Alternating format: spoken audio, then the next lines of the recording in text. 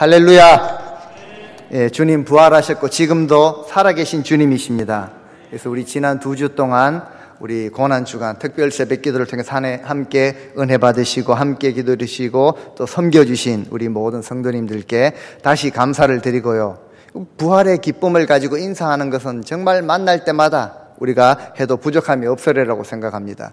주님 살아계십니다 라고 옆자리에 또 앞뒤 자리에 계신 분들하고 인사를 또 나누시겠습니다. 주님 살아계십니다.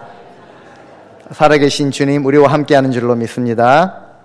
우리 위에서 우리 대신해서 고난당하신 주님을 깊이 묵상하고 은혜를 사모하고 함께 동참해 주신 우리 모든 성도님들 가정의 삶에 부활의 기쁨과 은혜가 충만하시기를 소원하고요. 바라기는 정말 간절히 바라기는 주님께 가까이 나아가는 이 삶이 2주간의 행사에 그치지 아니하도록 우리 평생의 소원이 되시기를 예수님의 이름으로 축원드립니다.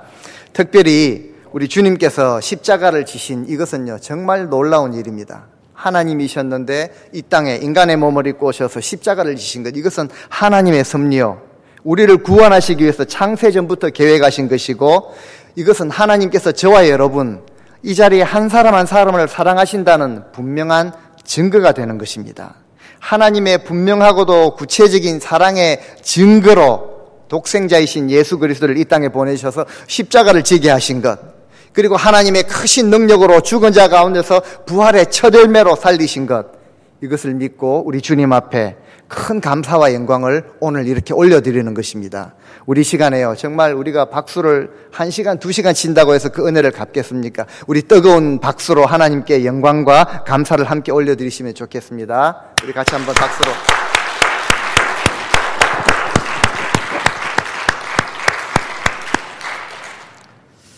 다시 한번 우리 주님의 죽으심과 부활은요 우리를 너무 사랑하시는 하나님께서 우리가 할 수 없었던 그 일을 우리 예수 그리스도를 보내셔서 대신 해주신 그 분명한 사랑의 증거가 되는 줄로 믿습니다. 우리는 이처럼 큰 사랑을 받은 귀한 존재들입니다. 우리를 너무너무 사랑하시는데 그 증거를 보여주셔야 되는 것이죠. 확실한 증거로, 분명한 증거로 우리 주님을 이 땅에 보내셨다는 것입니다. 그래서 오늘 본문 부활장이라고 일컬어지는데요, 고린도전서 15장 정말 부활의 확실한 증거와 함께 제일 마지막 부분에서요 놓치지 않는 것이 무엇인가 하면은 부활을 경험한 자들, 이 부활의 소망을 가진 자들, 부활의 기쁨을 누리고 소망을 가지고 있어서 끝이 나는 것이 아니라 이제 그 이후에 부활을 경험한 자들이 그 이후의 삶을 어떻게 살아야 하는가, 이것을 보여주고 계십니다. 흔히 뜬구름 잡는다라는 표현을 하는데요, 뜬구름 잡듯이 그냥 우리의 신앙이 좀 막연한 죽어서 천국 가는 그런 신앙이 아니라 이 땅에서의 삶 가운데 구체적으로 드러나는 이것이 바로 진정한 부활의 신앙이요 믿음이라는 것을 오늘 본문이 가르쳐주고 있습니다. 그래서 오늘 저희가 이 부활절을 맞이하면서 제가 평소에 제가 예화를 잘 들지 않고 이야기를 잘 하지 않는데요, 한 가지 이야기를 좀 나누고 말씀을 좀 나누면 좋겠습니다. 일부 예배 때도 그렇게 나눴는데 제가 미국 온 지가 20년이 되었습니다. 1998년도에 결혼하고 이틀 만에 제 아내랑 이민 가방 2개씩 들고 유학 생활을 시작을 했죠. 그래서 처음에 이제 학교 기숙사에서 한 학기 살다가 그 후에 아파트로 옮겼는데요, 2차 대전 때 군인 막사로 쓰던 아파트였습니다. 그래서 방 하나씩 더 붙여가지고 2베드룸으로 이렇게 500불씩 월세 500불짜리 아파트에 이제 살면서 유학 생활을 했는데요, 제하고 같이 입학했던 그 목사님 한 분이 계십니다. 한국에서 신학 공부를 하시고 미국에 좀 일찍 오셔가지고 1.5세 사모님과 결혼을 하시고 18개월 된 어린 딸을 데리고 저와 같이 공부를 그렇게 시작을 했습니다. 미국에 좀 사셔서 그런지 오자마자 그분은 850불짜리 하우스를 렌트해가지고 사시는 것입니다. 지금 생각하면 500불짜리 아파트 렌트나 850불짜리 하우스 렌트나 거기서 거긴데요, 그 당시에 제 눈에는 굉장히 좀 대단한 것으로 그렇게 보였습니다. 사모님도 학교에서 이 티칭 잡을 가지고 계시고 미국에 처음 온 저희 눈에는 보통 사람처럼 그렇게 보이지가 않았습니다.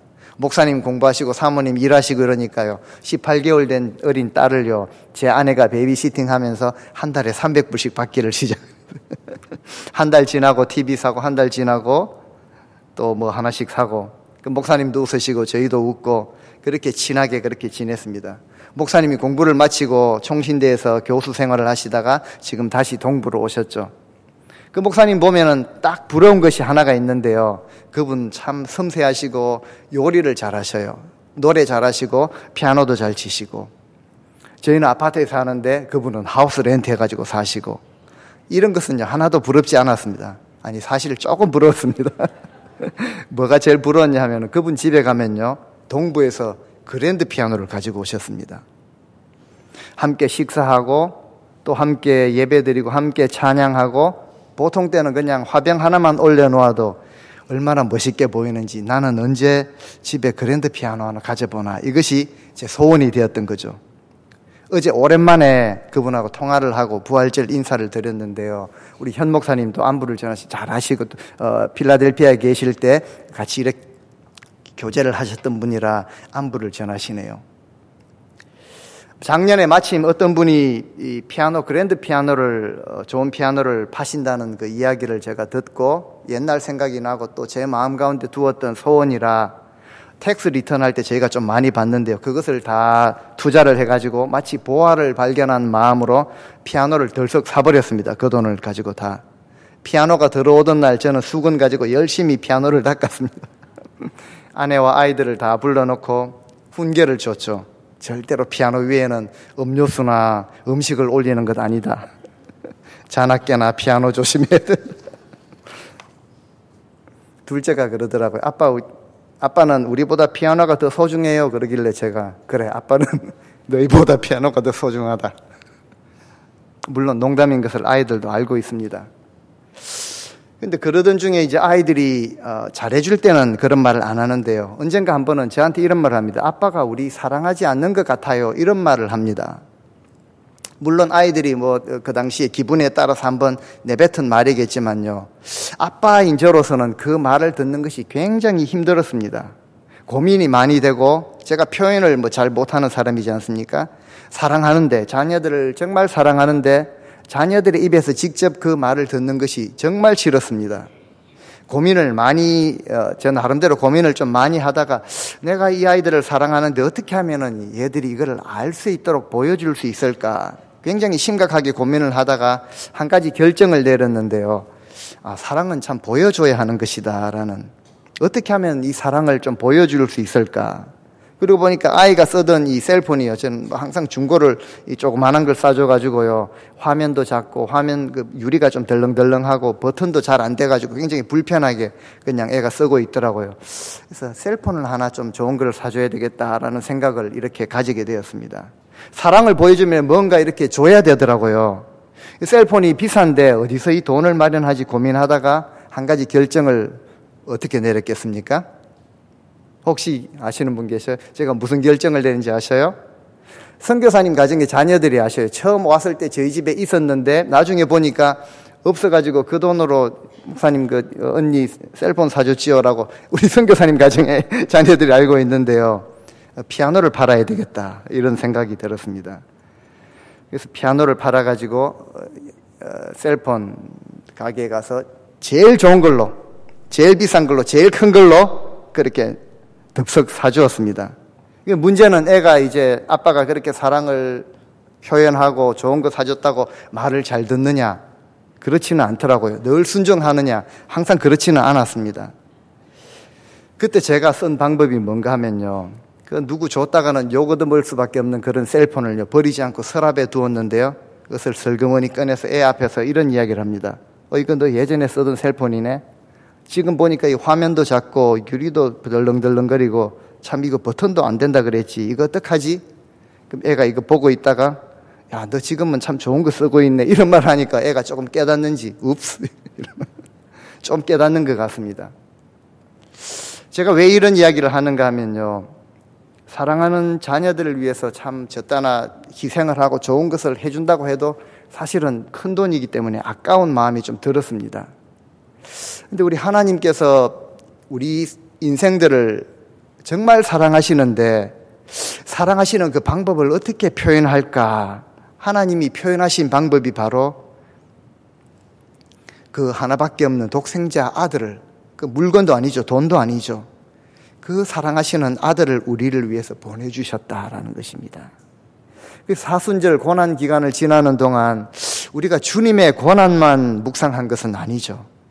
꼭 우리가 이 주님이 사순절이기 때문에 주님의 고난을 우리가 그렇게 깊이 묵상하는 것은 아니라고 생각을 합니다. 우리는 이미 주님의 부활의 그 영광을 경험한 자들입니다. 이미 얻어놓고 싸우는 싸움이죠. 이겨놓고 싸우는 싸움을 지금 살아가는 존재들입니다. 하지만 우리가 끊임없이 돌아봐야 될 것은요, 예전에 우리가 어떤 셀폰을 쓰고 있었던 존재들인가, 예전에 우리 상태가 얼마나 끔찍한 상태였는지, 그리고 그것과 비교해가지고요, 오늘 우리가 누리고 있는 이 구원의 은혜, 이 부활의 소망이 얼마나 크고 놀라운지, 지금 우리에게 허락하신 만약에 고난이 있다면은, 이렇게 부활의 영광을 가지고 있는 우리 존재들에게 왜 이런 고난을 주님이 허락을 하셨는지 그 의미를 깊이 묵상하는 것이죠. 이런 은혜와 사랑을 받고 지금 와서 묵상을 해보니까요, 생각을 깊이 해보니까요, 그 사랑이 너무나도 감사하고 그 은혜가 너무나도 귀한 은혜다라는 것을 고백하고, 왜 하나님께서 아들을 희생하시면서까지 이 땅에 보내시면서까지, 그리고 우리 대신해서 그 끔찍한 처참한 죽음을, 고통을 당하시고 죽음을 죽게까지 하시면서 우리에게 그 사랑을 보여주셨는지, 그것을 깨닫고 그 은혜를 깨닫고 깨닫는 대로, 깨닫는 만큼 우리가 주님을 위해서 우리의 삶과 우리의 마음과 우리의 사랑을 드리는 그런 시간들을 우리에게 허락하신 것이죠. 심지어 생명까지 내놓으신 주님께서 우리에게 가라고 하시는 그 길이, 이미 다 지불해 주신 주님께서 무엇이 부족해가지고 그리스도의 남은 고난을 우리 삶에 채우라고 하는가? 왜 우리 삶에 이런 고난의 길을 허락하시는가? 이것을 깨닫는 것이죠. 주님께서 우리에게 더 귀한 것, 더 영광스러운 그 상급을 주시려고 마련해 놓으신, 그것을 주시려고 우리 앞에 허락하신 그 고난의 길, 이것을 묵상하고 정말 우리 눈에는 손해볼 것 같고 가기 싫은 것으로 보이지만 그 길을 순종하며 가도록 우리가 몸부림치며 기도로 하나님 앞에 더 가까이 나아가는 것이죠. 정말 그리스도인들의 삶에 있어서 고난의 문제는요, 고난주간이 아니라 고난주간 지나고 한 2주간 힘들게 고난주간 지켰다고 해서 피할 수 있는 그런 문제는 아닙니다. 또 피해서도 안 되고요, 오히려 더욱 깊이 묵상하고 깨닫고 그 고난을 받아들이고, 그래서 고난이 주는 그 깊은 유익을 우리가 누리도록 그렇게 하나님께서 우리 삶 가운데 그렇게 허락을 하시는 것입니다. 오늘 본문 고린도전서 15장을 보시면요, 주님께서 다시 오시는 그날에는 우리 몸에 부활이 있다라는 것을 분명히 성경이 말하고 있습니다. 오늘 선교사님이 기도하셨듯이 만약에 우리 가운데 부활이 없다면은, 우리 가운데 부활의 소망이 없다면은 헛것이 되어버리는 것이 참 많이 있습니다. 우리가 전하는 것도 헛것이고요, 우리 믿음도 헛것이고요, 오늘 이 자리에 앉아 있는 것도 헛것이고요, 주님 앞에 드리는 물질도 헌물도 헛것이고요, 우리가 주님을 위해서 섬기고 봉사하는 모든 것도 헛것입니다. 그리스도 안에서 먼저 죽은 자들은요, 이미 망해버린 것이고요, 우리는 여전히 죄 가운데 있고 구원함을 받지 못했을 것인데, 주님이 다시 살아나심으로 인해서 잠자는 자들의 첫 열매가 되심으로 인해서요, 그리스도 안에 죽은 자들은, 이미 죽은 자들은 주님과 함께 먼저 일어나고요, 주님이 오실 때 먼저 일어나고 그 후에 우리 모든 사람들이 생명을 얻게 된 것입니다. 그렇다면 이렇게 묻는 자들이 있다라고 성경이 말하는데, 죽은 자들이 어떻게 살아나고 살아날 때 어떤 몸으로 그렇게 오겠느냐라고 묻는데요, 바울이 이렇게 대답을 합니다. 어리석은 자가, 네가 씨를 뿌리는 씨가 죽지 아니하면은 살아나지 못하듯이 죽은 자의 부활도 그와 같다. 썩을 것으로 심고 썩지 아니할 것으로 다시 살아나고, 욕된 것으로 심고 영광스러운 것으로 다시 살아나고, 약한 것으로 심고 강한 것으로 다시 살아나고, 육의 몸으로 심고 신령한 몸으로 다시 살아난다라고 말씀을 하고 있습니다. 육신의 몸이 있듯이 영의 몸이 있다라는 것입니다. 영혼만 살아나는 것이 아니라 영의 몸으로 살아난다라는 것을 말합니다. 믿는 자들의 부활에 대해서 분명하게 가르치고 계시는 것이죠. 지금 우리 육신의 몸이 있듯이 주님 오시면은, 다시 오실 때 우리 영의 몸으로 다시 변화되어서 살아납니다. 지금 우리 육신은요, 욕된 것도 당하고 장애를 가지고 태어나기도 하고 살다가 불구가 될 수도 있습니다. 약해지고요, 병들어지는 것은 당연한 것이죠. 하지만 영의 몸으로 부활하게 되면 이것은 영광스러운 몸이고 강한 몸이요, 신령한 몸이 되는 것을 이야기를 하고 있습니다. 이런 소망이 있기 때문에 우리는 주님의 부활을 맞이하면서, 부활절을 맞이하면서요, 이제는 주님의 다시 오심을 사모하고 기름을 준비하고 주님 다시 오심을 기다리는 것이죠. 더 적극적으로는요, 주님의 복음이 증거되어지도록, 비록 우리 삶에 고난이 있다고 할지라도 사명을 감당하고 하루하루 인내와 충성과 절제로 의의 열매를 맺으며 살아갈 수가 있게 되는 것입니다. 바울은요, 이것을 가지고 무엇이라고 표현하냐면은 하늘에 속한 자의 형상을 입는 것이라고 표현을 하고 있습니다. 하늘에 속한 자의 형상을 우리가 입었다라는 것입니다. 우리가 누구의 형상을 입었느냐 하는 것은 굉장히 중요합니다. 하늘에 속한 자, 곧 하나님의 형상을 입은 자들입니다. 우리가 어디에 속했느냐 인식하는 것 굉장히 중요합니다. 왜냐하면요, 그 인식이, 깨닫는 그것이요, 우리 삶의 질을 완전히 바꾸어 놓기 때문에 그렇습니다. 이 땅에 썩어질 것에 소망을 두지 아니하고 영원한 하나님 나라에 소망을 두고 그 나라를 유업으로 받기 위해서 이 땅을 살아가는 것이죠. 예전에 우리 부모님들이요, 미제를 참 좋아했습니다. 미제, 미국에서 만든 거. 일제 좋아하셨고요, 독일제, 이태리제 이런 것을 다 좋아하셨습니다. 왜 그렇습니까? 선진 국가에서 물건을 잘 만들었기 때문에 튼튼한 물건, 오래 가는 거, 이런 거 좋아했다라는 것이죠. 지금은요, 메이드 인 코리아를 알아줍니다. 자동차도 그렇고 셀폰도 그렇고요, 가전제품도 그렇고요, 전자제품도 그렇고요, 한국 제품을 알아주지 않습니까? 우리는 무엇을 알 수 있습니까? 물건을 보면은 압니다. 물건을 보면 이것이 좋은 것인지, 어디에서 왔는지, 거기에 따라서 좋은 것인지, 중국을 비하하는 것은 아닌데요, 메이드 인 차이나 그러면 우리가 가지고 있는 개념들이 다 있지 않습니까? 우리 물건을 보면 안다라는 것이죠. 하물며 물건을 볼 때도 그런데요, 우리 인생은 말할 나위도 없습니다. 하늘에서 난 인생은 다릅니다. 하늘에서 만든 것은요, 영광스러운 하나님의 손길의 그 작품이지만요, 이 땅에 난 것은요, 이 땅에서 난 것은요, 죄의 세력으로 길들여져 있고 물들여져 있습니다. 정말 무서울 정도로 죄의 세력에 붙잡혀 있는 것이죠.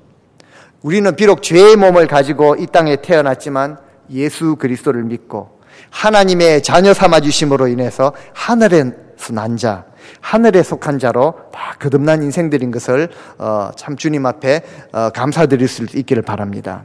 그렇기 때문에요, 우리 삶에도 하나님께서 우리를 진정한 하나님의 백성으로 정말 하늘에 속한 자로 계속해서 빚어나가시는 과정이 있습니다. 신학적인 용어로 성화라고 이렇게 하는데요, 성화의 과정이 있다는 것입니다.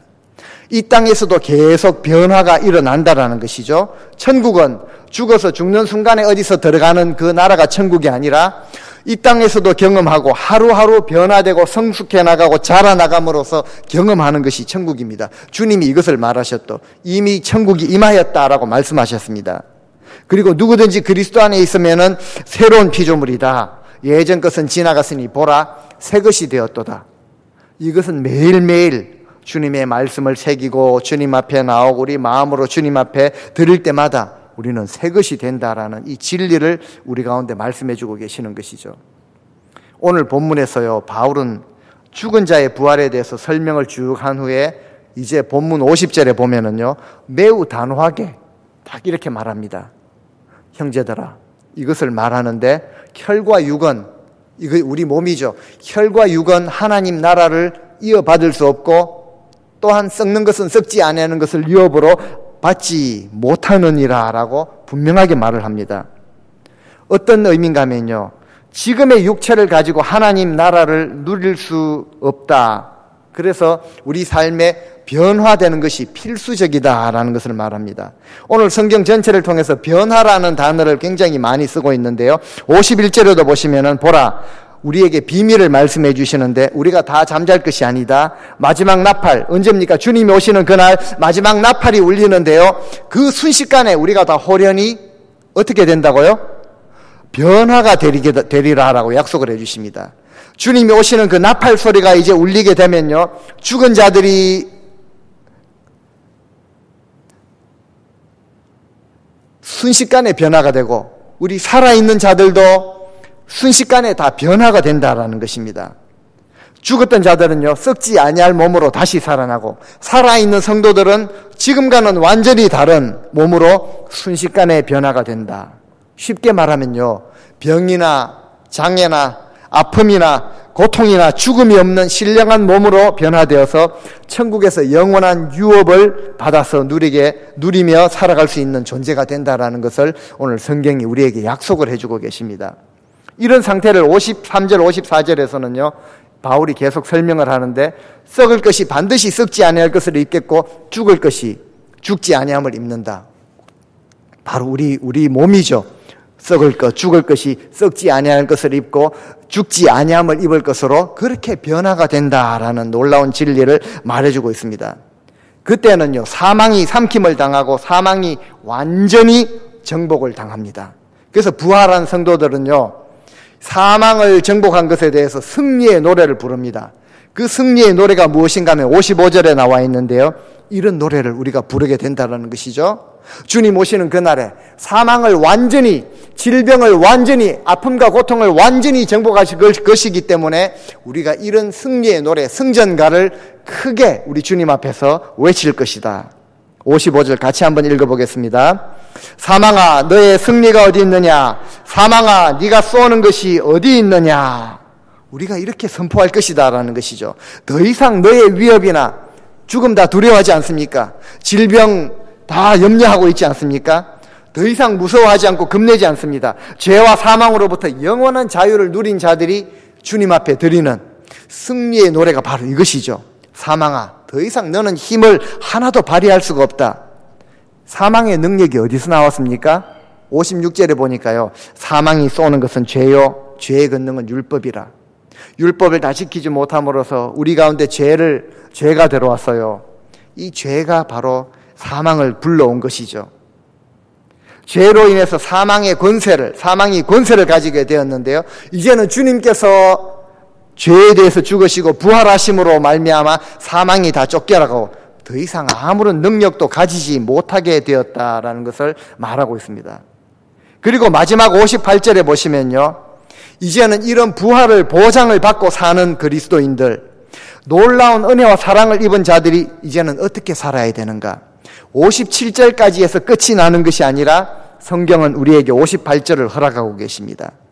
하나님은 항상 이 은혜와 사랑을 받은 자들이요, 그것을 기뻐하고 부활을 축하하고 서로 인사를 나눈 이것에 그치는 것이 아니라 하나님은 항상 우리 남은 그 삶에 관심을 가지고 계십니다. 삶의 현장에 관심을 돌리면서 부활에 대한 최종 결론을 이렇게 내리고 있습니다. 58절을 같이 한번 또 읽어보겠습니다.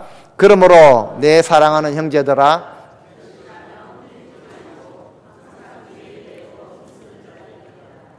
이는 너희 수고가 주 안에서 헛되지 않은 줄을 알미라.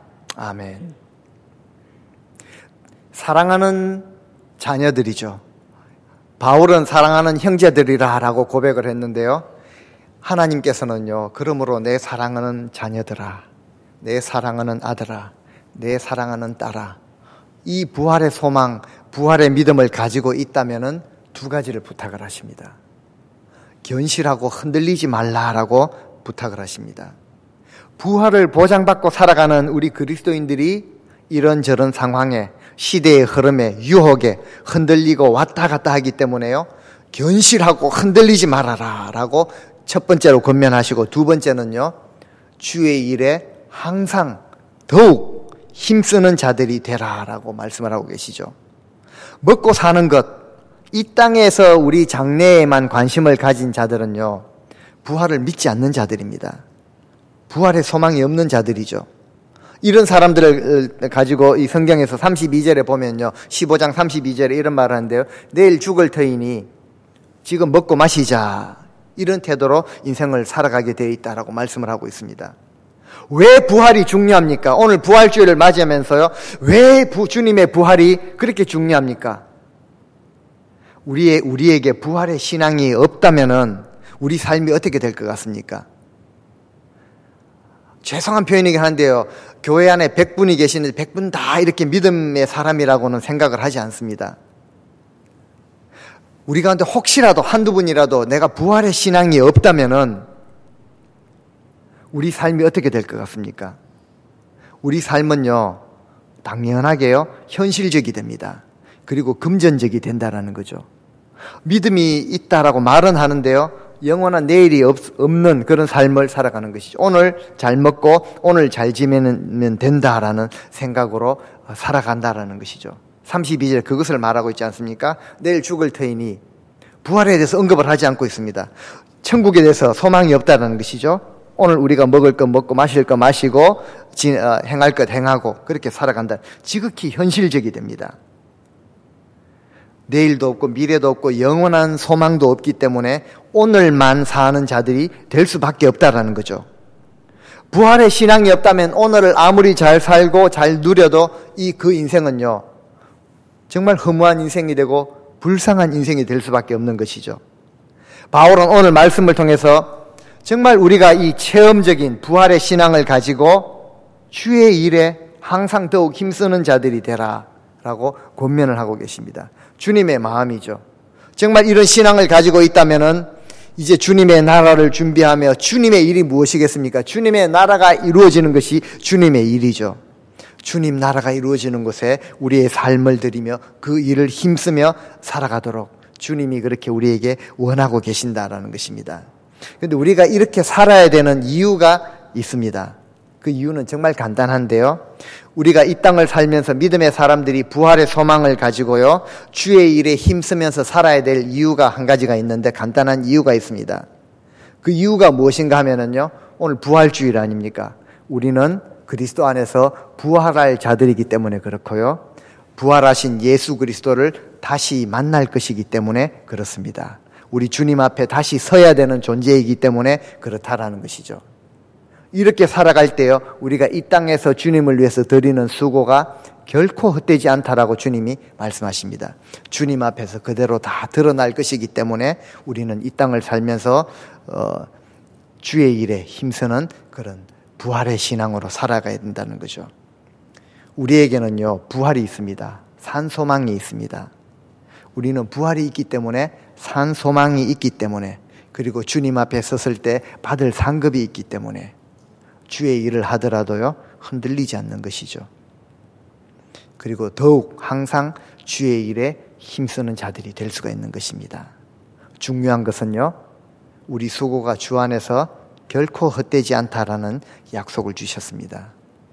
헛되지 않을 뿐만 아니라 주님 앞에 상급이 되는 것이죠. 디모데전서 6장을 나누면서 이런 말씀을 나누었는데요.